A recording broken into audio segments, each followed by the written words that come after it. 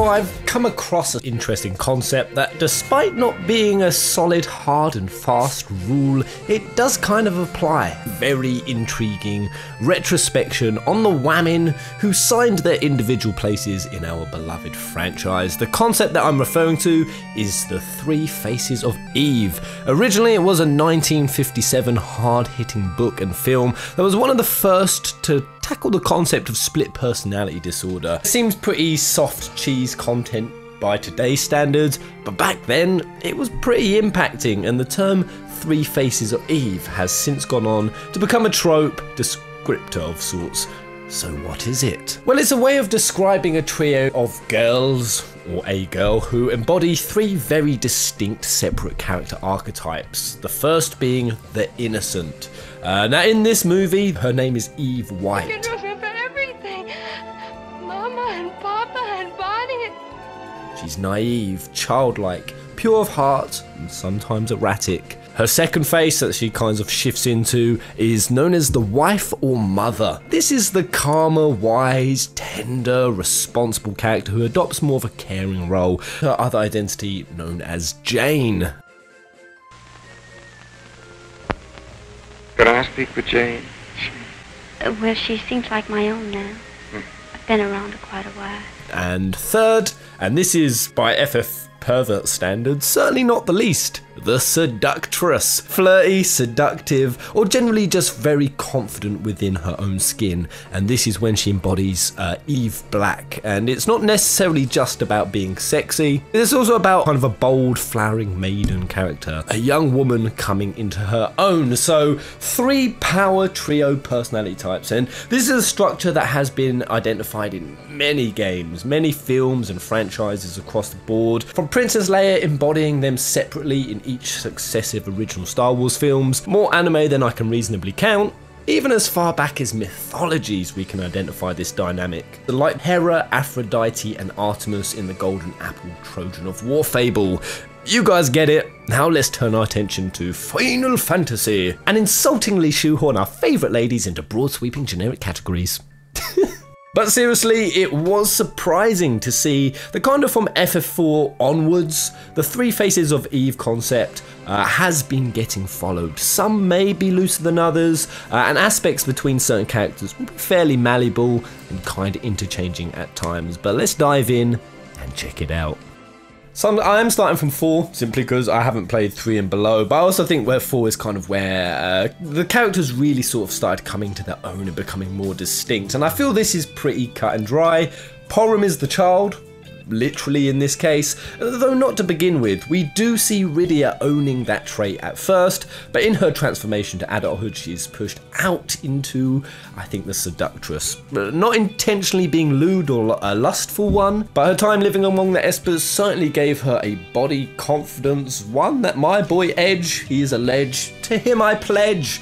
Can't help but become enthralled by. Rosa is the older, definitely more matriarchal figure of the game, a role that only consolidates more when the After Years comes out. So FF4, it checks out. The young, bright, optimistic Krill plays our Eva White. Oddly Faris, despite being believed to be a dude at first, I'm gonna say she does become our Eva Black. The seductress, the strong-willed beauty who, upon catching her while sleeping, sends our male protagonist into raging bouts of hormone imbalance at her beauty.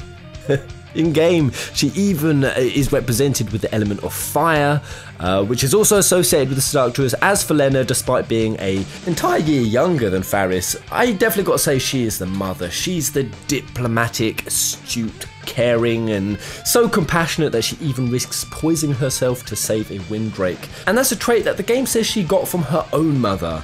And it's kind of the opposite to Farah. She represents the element of water, which symbolises devotion. So I'd say we're good here again. Okay, so FF6, Realm Celeste and Terra. Now we know which one is easiest to categorise here.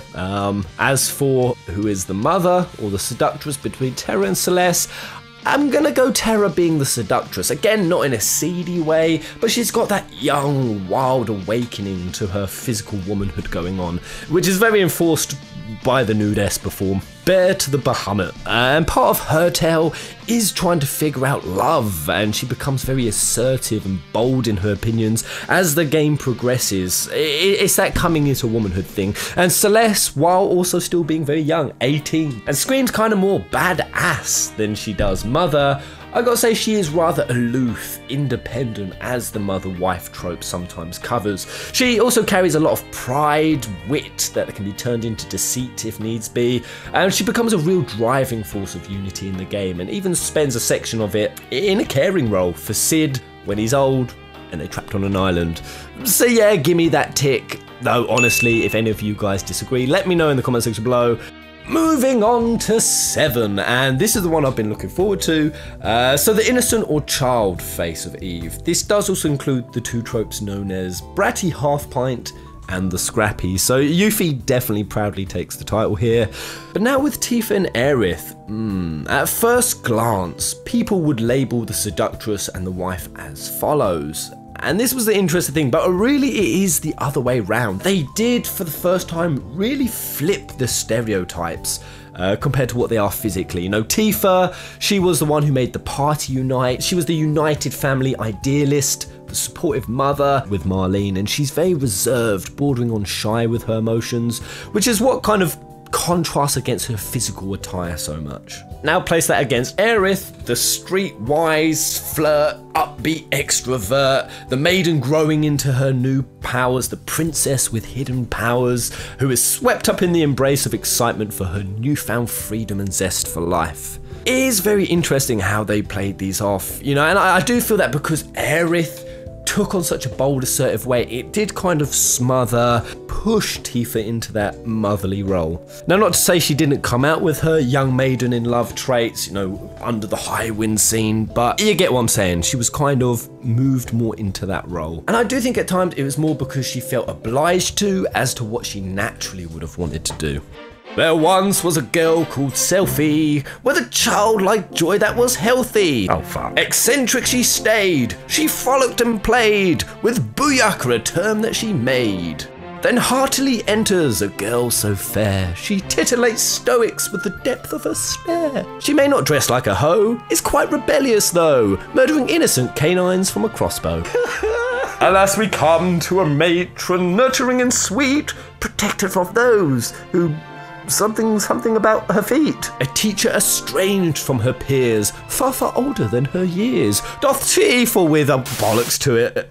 This seemed a spectacular idea an hour ago. Okay, so I'm gonna say, while I think we do have the 3 faces of Eve dynamic yet again in FF8, it does get a bit more complex. While Selfie is the gouge out your eyes, painful, over the top, but you secretly like it, eccentric, I don't think she's as cut and dry the innocent type. In fact, I suspect she is secretly suppressing a mindset more akin to the nurturing, and yes, dare I say it, even wise mother face, wife/mother face of Eve, because she is a potential sorceress. Video on it I did. And yeah, it's about as out there as it sounds. It is just a theory though. But Rinoa, also, I think she isn't just the alluring maiden. She has also shown that she can be quite the child. Sulky, naive, spoiled, and prone to some erraticism. So I think that's kind of a mix as well. And with Quistis, I think that secretly, I think she wants to be the seductress. She wants to be the lead girl, Rinoa is, who gets swept off her feet by the main hero. But again, like with Tifa, because of Rinoa, she can't, because of that other girl taking that maiden role. She was forced to be what Squall and the rest of the group needed her to be, which was a responsible figure. Because of that, she resisted and suppressed ever acting on her own desires. Poor Quistis. But it does certainly show blending these different aspects of the faces of Eve can sometimes lead to creating a deeper, more intriguing character with these different hints of duality, and I think you get the gist of where this video is going. It might be a cool perspective when you look at these characters next. But with this game, FF9, I'd go with a dynamic of Aiko, Garnet, Freya/Beatrix here. So first I think is obvious, Aiko. With Garnet, while she's certainly, definitely, I'd say, the young, flowering, maiden princess archetype with hidden powers and ooh, soft. But these two, Freya and Beatrix, these two are kind of tough because they both do have their own love stories. Though Freya's, I'd say, is more of an old love, one that has matured and comes with bittersweet emotions, which is very much the wife, but she doesn't really act it, if you know what I mean. Freya's kind of more of an independent, slightly badassy dragoon, actually very badassy. And so is Beatrix, she's also badass as hell.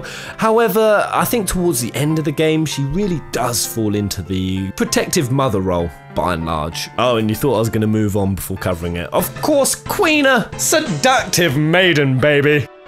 10. Oh, I love this game. Oh, it feels good to be talking about. I need to do a Final Fantasy X video soon. I'm feeling the need for it. If you have any ideas for what you want me to cover, let me know in the comment section below. But this is interesting because it is clearly Riku for child role, but between Yuna and Lulu, now we're starting to get less clear again. Yuna is the maiden. Yeah, I've got to say her responsibilities, her duties, she's the primary decision maker in the game. A lot of the weight is on her shoulders and she's very mature in the way she handles it. It would kind of be more third-facey, but then there's Lulu, who also does take that motherly role at times. She also, however, certainly plays the second face seductress.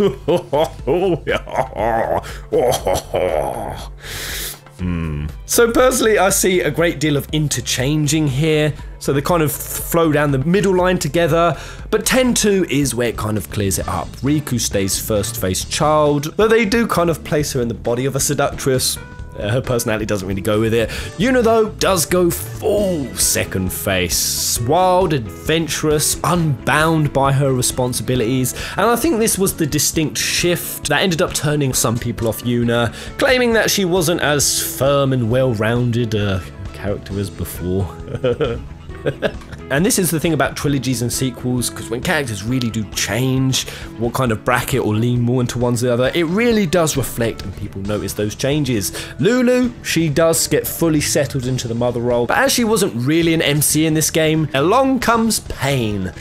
Pretty much as close to Lulu 2.0 as we were going to get, who does very much take on a protective mothering role, trying to keep the other two from going wild. Because otherwise YRP probably would have been a code name for STD one these girls were bound to pick up. Okay, 12. Beautiful game. Now, how am I going to get away with calling Fran the seductress without getting the RSPCA called on me? I think she is, but then again, she is also very old and wise as hell. So she's also kind of mothery in regards to her wisdom. Your point? How old were you again?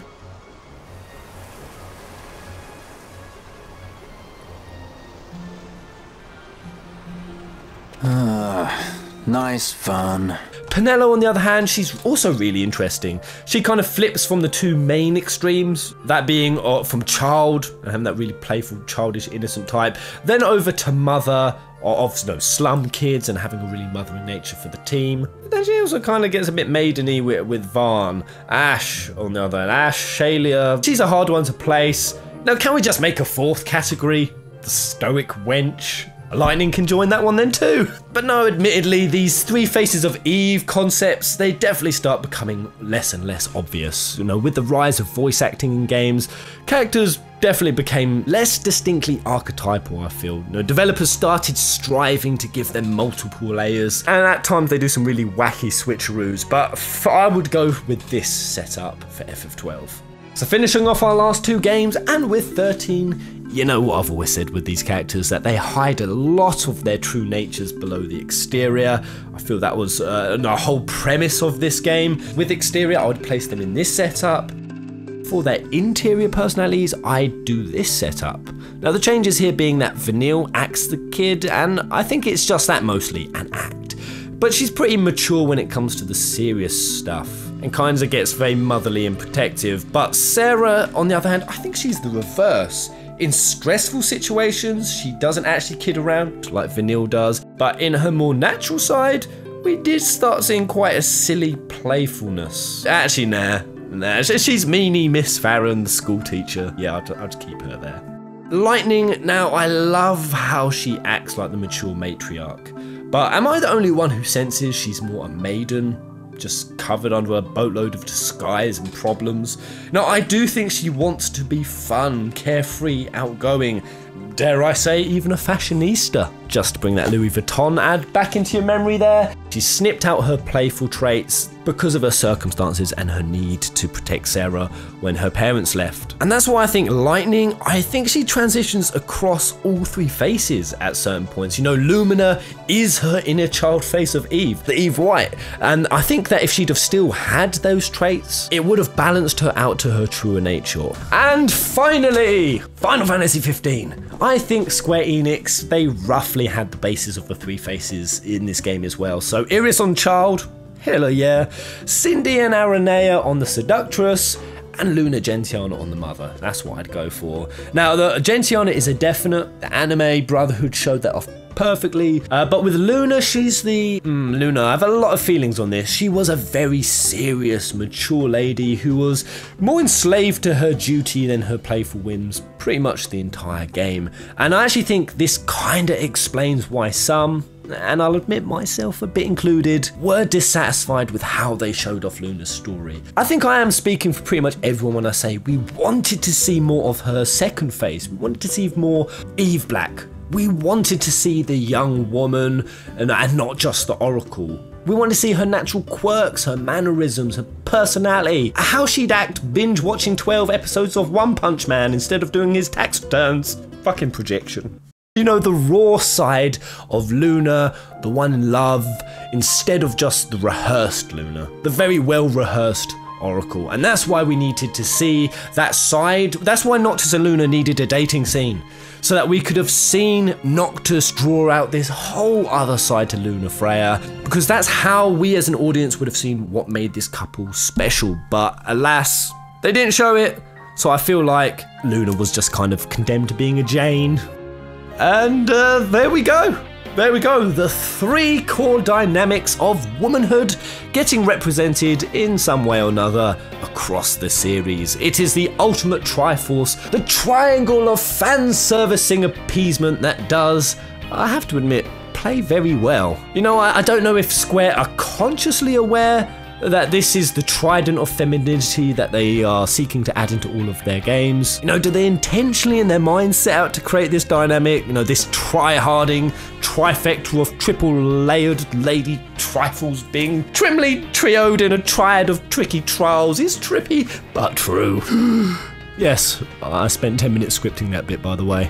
And on that note, let me know what you think in the comment section below. Three Faces of Eve. Think the dynamic plays? Hope you enjoyed this video, guys, and I'll see you on the next one. Kupo!